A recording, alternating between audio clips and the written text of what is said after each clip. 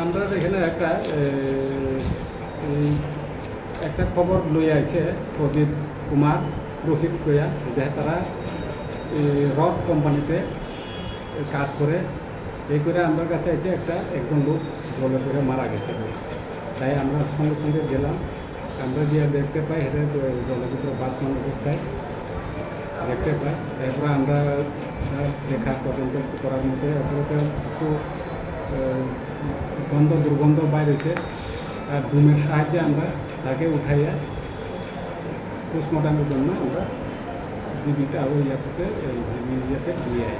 যে লোকটা মারা গেছে ওনার নামটা কি? যে লোকটা মারা গেছে তার নাম হচ্ছে রঞ্জিত দাস, 64 বয়স। আর সানল লেক যতীন্দ্র দাস, আরকেনগর, আর নিয়ার সমাজসংঘ ক্লাব। যে জায়গাতে ঘটনা হয় সেই জায়গাটা কি ধরা হয়? এটা তো গুরজনগর আন্দারে ইন্ডাস্ট্রি। আচ্ছা, ওই লোকটাকে এখানে কাজ করতো এমনিতে কিছু জানা গেছে না? লোকটাকে এখানে তারা কোম্পানিতে হয়তো ওয়াটার পাম্পে কাজ করে। লাস্ট কবে নাগাদ তার মানে ওনারা দেখা গেছিল বা এখানেও জায়গা দেখছে 28 তারিখ 7:50 পর্যন্ত। প্রাথমিক তদন্তে কি মনে হয় কিভাবে হইতে পারে ঘটনাটা?